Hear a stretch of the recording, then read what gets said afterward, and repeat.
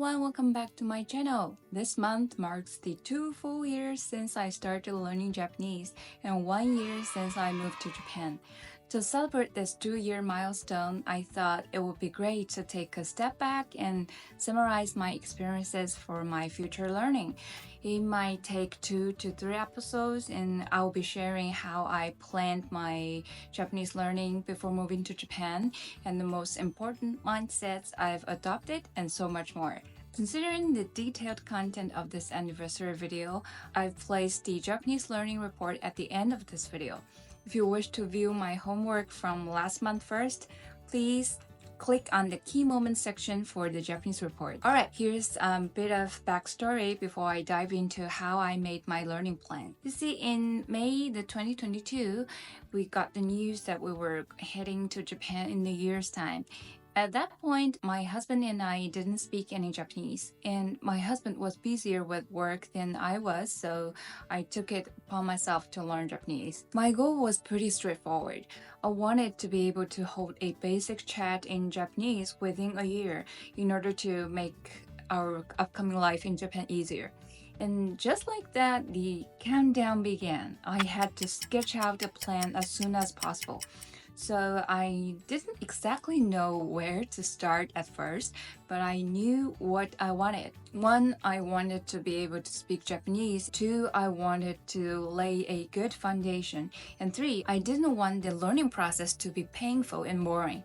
Before making my plan, I did quite a lot of research and got some extremely helpful insights from linguists, native speakers, and learners who have achieved native-like proficiency in Japanese. And here's the thing.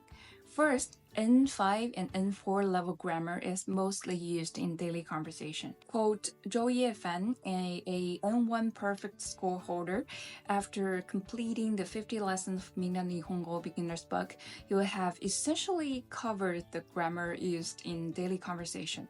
If you want to take a test, it's more efficient to start using N3 test-oriented books and practice. And second, formal or polite style is the basis of informal style.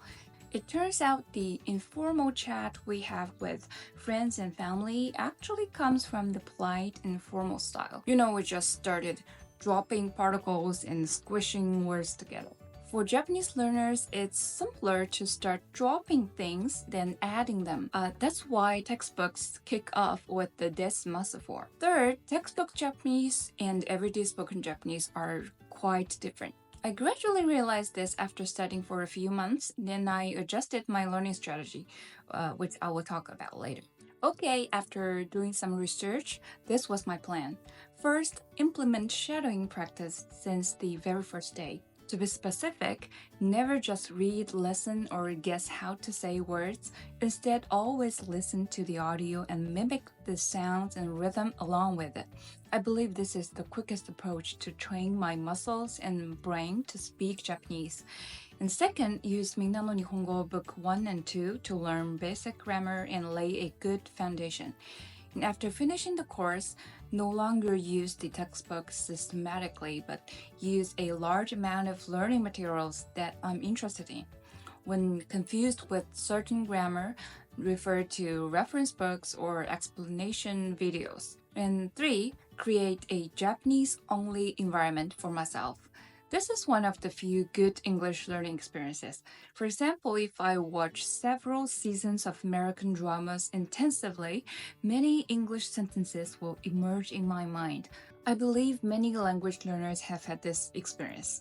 Now that I've started learning Japanese, I think this point should also be universal. Since there's no Japanese environment, I just create one by myself. So in addition to studying textbooks every day, I only watch Japanese movies and TV series and only listen to Japanese songs and use Link to learn low difficulty audiobooks or podcasts. To put simply, only allow Japanese sounds to enter my brain. And later on, I discovered that this method is already super popular on YouTube. It's known as immersion or AJET, all Japanese all the time. After figuring out my plan, the first year of my Japanese learning journey began. I made a chart that might help you get the idea. First, I took a week or two to quickly learn hinakana and katakana. I use Duolingo and Memorize to help me memorize their pronunciation and writing. And some of them are really tricky, but here I like to say don't bother too much with them because we can learn better later in context. Soon after, I began using Minna no Nihongo as my textbook and studied through the first 2 books for 10 months. I chose it actually because another very popular Japanese textbook in China, New Standard Japanese, is just too boring. This one is relatively more interesting in terms of dialogue, and it also has fixed characters appearing, and the illustrations in the exercises are also very cute. But the downside is I'm using the Chinese version of the textbook, and I'm not sure if it's due to the translation or the textbook itself. Its grammar explanation is very vague. Therefore, I have to look for supplementary grammar materials elsewhere. Thanks to the internet, I chose the grammar explanation videos that accompany this textbook by Deguchi Masashi-san. He's a Japanese teacher living in Taiwan. He speaks Chinese and also bought his book, which helped me sort out the logic of Japanese language at the beginning stage. I'm really grateful to this teacher. If you are also a Chinese speaker, I seriously recommend Deguchi-san's content and books to you. I'll put the links below. I always believe that choosing content from native speakers is the best if possible. When studying textbooks, I also have why is this so difficult moment, such as transitive and intransitive verbs and verb conjugations, so and so. Nevertheless, my past learning experiences tells me that it's okay. The things you find difficult now will become simpler later because the harder things are yet to come. It's just kidding, but seriously, my personal view on grammar is that it's enough to understand it at the moment of learning and then continuously consolidate it in daily life. There's no need to repeatedly memorize those boring rules, which will make our learning unhappy. So after a whole 10 months, I finally finished the first 2 volumes at the beginner's level.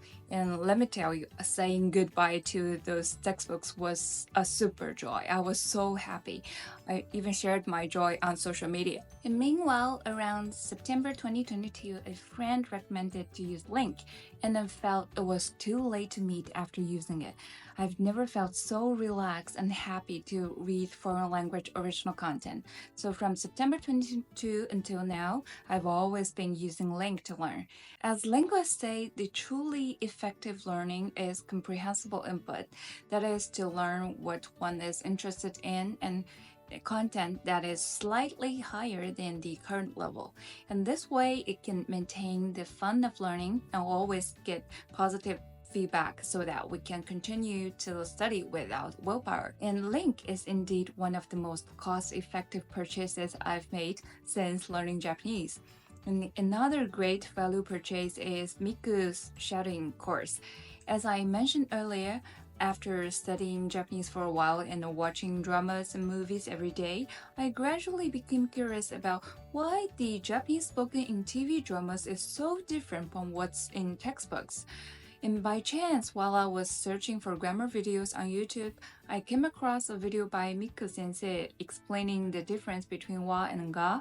I was super impressed. She explains so well and her teaching style is so nice. And later I discovered her paid course, a shadowing course that you can take with a one-time payment. She explains the most commonly used grammar in real life, and each grammar point has 15 shadowing sentences. And after listening to the free trial lessons, I quickly bought it. Got it back in February 2023, and by June, I finished the first round of study. And over the next few months, I went through it again. And I'm planning on doing a third round. If I had to say what helped me the most, apart from daily immersion and shadowing, I will attribute a large part of it to this course. I'm super thankful that I found this course and seriously grateful for the internet for giving us access to such awesome learning materials, either for free or at a super affordable cost. And in addition, as I said earlier, I've been immersing myself in the Japanese environment I created. I've been watching Japanese dramas and listening to J-pop songs every day, and it is still the same today. Just like that, on May the 30th of last year, I flew to Tokyo. It was at the immigration check that I first spoke a sentence of Japanese to a real person. The staff member, who seemed to be from the Philippines and was super fluent in Japanese, helped me with my fingerprints. I thanked her in Japanese. Standing at the 2-year point of learning Japanese and looking back at my year of learning experience before coming to Japan, and overall, I'm quite satisfied with how I planned my learning. Basically, I've achieved my goal from a year ago, which is to be able to carry some basic communication in Japanese on my own after arriving in Japan. For example, I used my broken Japanese to find a real estate agent and rent a house, and managed to set up water, electricity, gas, and internet.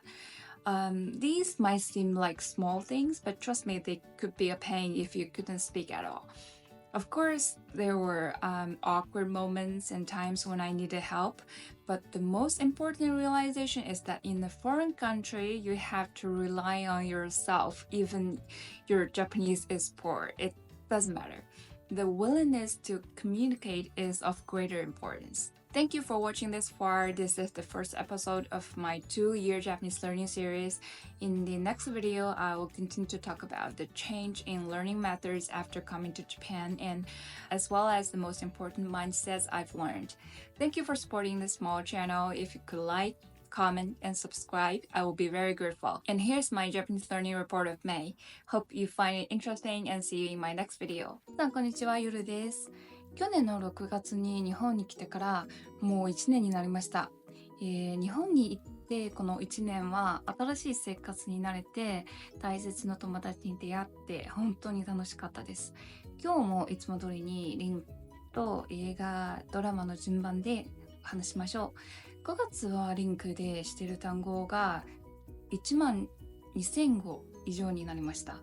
今はまだ中級1レベルですね。25,000語を読んで、5月は特に茜的日本語教室の内容を YouTube から導入して学びました。ネイルサロンに行くときや、飛行機に乗るときの言葉などいろいろ教えてくれて本当に役に立ちます。それにリンクでオーディオブックの、銀河鉄道の夜と世界から猫が消えたならをゆっくり読んでいます。